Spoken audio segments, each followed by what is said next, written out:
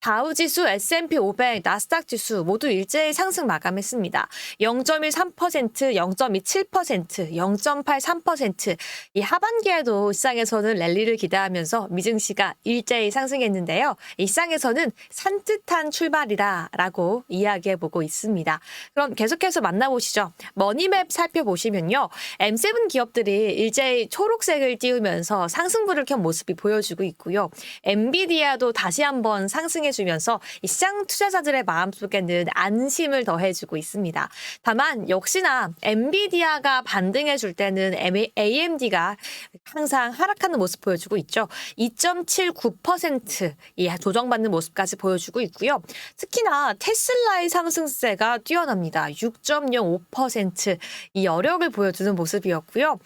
이 트럼프의 우세 속에서 금융주와 에너지주가 계속해서 강세를 보이는 와중에 이 간밤에는 이 제약바이오주까지 함께 상승하는 모습 포착되기도 했습니다. 섹터별로 움직임 살펴보시면요. 기술주가 다시 한번 가장 위로 올라줬고요. 그 다음은 에너지주, 금융주까지 두드러지는 모습 보이기도 했습니다. 그럼 주요 헤드라인 함께 살펴보도록 하겠습니다. 미국의 6월 제조업 PMI는 이 지표에 따라서 간밤 사이 위축과 확장이 엇갈리는 결과가 나오기도 했는데요. 그 이유가 이 ISM 제조업 PMI 같은 경우에는 48.5로 예상치를 하회하는 결과가 나왔고요. 한편 S&P 글로벌 제조업 PMI 같은 경우에는 3개월 내 가장 높은 수준이 나오면서 이 민간 지표와 이 공식 지표 사이에 괴리감이 조금 보이기도 했습니다. 여기에 더해서 이 유럽 소식도 함께 들려오기도 했는데요. 이 프랑스 총선, 이 마크롱의 회심의 카드이기도 했는데요. 극우가 33%를 차지하면서 득표 1위를 했고요. 좌파는 28%로 마크롱의 마지막 카드가 아닌가 싶긴 했었는데 물론 2차 득표가 남아있긴 하지만 시장의 기대감에는 기여하지 못하는 결과가 나오는 모습 보이기도 했습니다. 그럼 오늘의 경제지표 먼저 짚어보겠습니다. 일단 스탠더드앤푸어스 S&P 글로벌의 6월 제조업 PMI는 51.6을 기록했습니다. 시장 예상치가 51.7을 밑돌긴 했지만 5월 수치는 51.3을 상회하는 모습 보이기도 했었는데요. 아까 말씀해 드리는 것처럼 ISM 제조업 PMI 같은 경우에는 하회하는 모습 보였지만 S&P 글로벌 PMI 같은 경우에는 50을 넘어서는 모습을 현재 보여주고 있어요.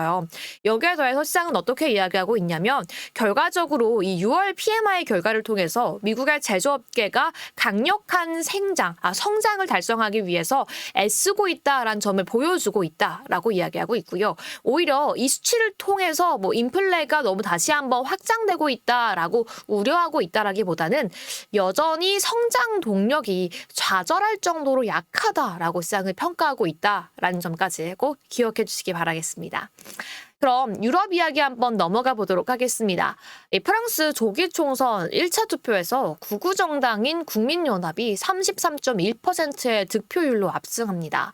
사실 프랑스 총선은 1차 투표가 있고 2차 투표가 있는데 사실 이전의 총선에서는 1차 투표를 통해서 완전히 과반수 이상을 득표해서 확정된 후보가 그렇게 많지 않아서 2차 투표를 더 기다려야 한다라는 외신의 목소리가 있긴 하지만 사실 이번 프랑스 총선 1차 투표에서는 과반수를 넘어서면서 이미 확정된 사람들이 굉장히 많습니다. 그래서 사실은 지금 극우 정당이 우세하고 있는 이 편이 맞다라고 평가할 수 있고 이 여파 역시 시장에 영향을 좀 불어닥치지 않을까라고 생각했지만 국채 금리를 봤을 때는 그렇게 시장에 지금 충격적으로 가고 있진 않은 모습인데요.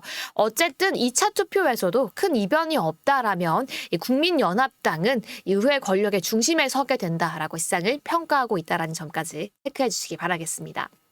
그럼 오늘 M7 마감 상황도 함께 살펴보시죠. 일제히 상승 마감했습니다. 마이크로소프트 2% 가까이 상승했고요. 애플 역시 2% 가까이 상승했습니다.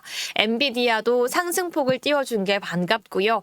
알파벳, 아마존, 메타까지 호실적을 전하기도 했는데 테슬라가 특히나 6% 넘게 상승했습니다. 하나씩 한번 짚어볼까요?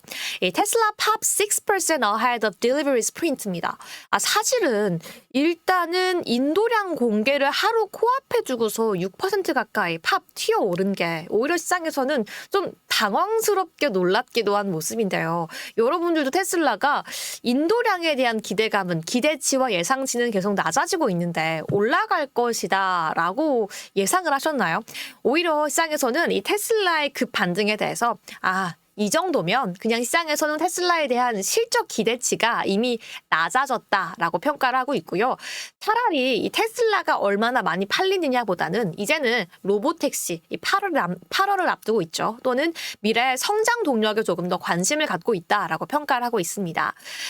현재 지금 테슬라 같은 경우에는 7월 2일 날 2분기 4월에서 6월 사이에 인도량을 발표할 예정인데요. 여기에 더해서 테슬라에는 호재가 계속 들려오는 건 아닙니다. 사실 지난 4월 테슬라의 미국 전기차 시장 점유율은 50%를 밑돌았던 점까지 기록한 바가 있는데요.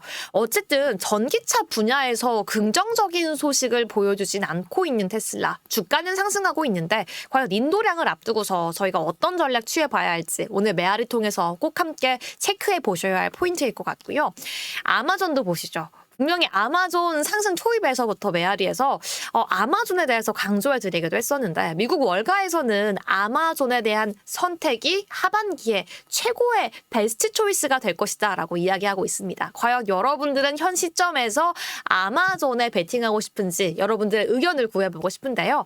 이 유통공룡 아마존이 이제는 AI에 올인하겠다라고 밝혔습니다. 무려 데이터 센터에 1,000억 달러를 투자하겠다라고 밝힌 건데요. 사실 아마존이 지금까지 상승을 했고 시가총액 2조 달러를 5번째로 돌파한 그 핵심 이슈 중심에는 소매업과 오히려 물류 배송 서비스 시장의 확장이 이끌었다라면 앞으로의 아마존 주가 상승은 이 AI 데이터 센터에 대한 투자가 이끌 것이다 라고 시장은 예측하고 있습니다. 앞으로 10년간 한화로 138조 원 이상을 투자하겠다라고 밝혔고요. 무려 200개가 넘는 데이터 센터를 지어가겠다라고 밝혔는데요. 단순히 아마존에게만 호재가 아니라 데이터 센터를 신규 건설함에 따라서 관련 주까지 함께 기대감까지 더해질 것으로 기대가 되고 있으니까요. 오늘 꼭 함께 기억해 주시기 바라겠습니다.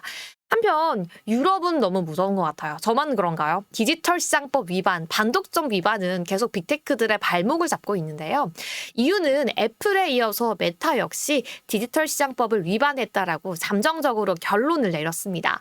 사실 메타는 무슨 잘못을 했대? 라고 물어보신다면 굉장히 복잡한데요. 일단 페이스북과 인스타그램에서 유로 결제를 할 때 또는 유로 결제를 하지 않고 무료로 이용할 때 이 선택사항에 동의를 하는 데가 있는데 이 동의하는 내용을 자세히 읽어본다라면 나의 많은 데이터 수집을 동의한다라는 내용을 꼭 선택해야 하기 때문에 이런 부분이 유럽권에 있는 사람들 더 나아가서 전 세계에 있는 사람들의 데이터를 침해할 수 있는 우려가 있다라고 제기한 바까지 있다라는 점 안내 드리도록 하겠습니다. 오늘의 인기 급상승 종목 마지막인데요. 저는 비트코인으로 꼽아보고 있습니다. 사실 최근 많은 분들 이 비트코인에 그렇게 투심이 자극되는 모습은 없으셨을 것 같은데요. 미국에서 시장을 정확하게 예측하는 탐리가요. 무려 비트코인을 15만 달러까지 상승할 것이다라고 예측을 하고 나섰습니다. 지금 상태에서 2배 이상을 더 상승할 것이다라고 예측을 한 거라서 무려 너무 과하게 예측을 하고 있다라는 평가도 있긴 하지만 어쨌든 지금 아래 보시면 비트코인에 대한 헤드라인이 이렇게 찍히고 있어요. 비트코인은 휘청이고 있는데 미국 매체는 지금이 매수 시점이라고 이야기한다. 30만 달러는커녕 악재에 얼어붙어 있는 투심이다라고 이야기하고 있는데요. 과연 다시 한번 비트코인에 투심이 들어올 수 있을지 매수세가 유입될 수 있을지 함께 꼭 점검해 보셔야 될 것 같고요. 마지막으로 미국에서는 강력한 허리케인 우려가 불려들고 있습니다. 생각보다 일찍 계절성보다 조금 더 일찍 허리케인이 카리브해에 당도했다라는 소식이 들려왔고요. 미국 남동부에도 초강력 허리케인으로 인해 비상 경고가 발령됐다라고 해서요. 이에 따라 피해를 볼 수 있는 주식들이 한 차례씩 영향을 받고 있다라고 하니까요. 여러분들이 해당 바닷가와 관련된 주식을 보유하고 있다라면 노르웨지안 크루즈라인, 로얄 캐리비안 크루즈뿐만 아니라 배, 선박과 관련된 주식은 잠시 동안 주의해보자라는 마음으로 오늘의 마지막 인급동 종목으로 가져가 봤습니다.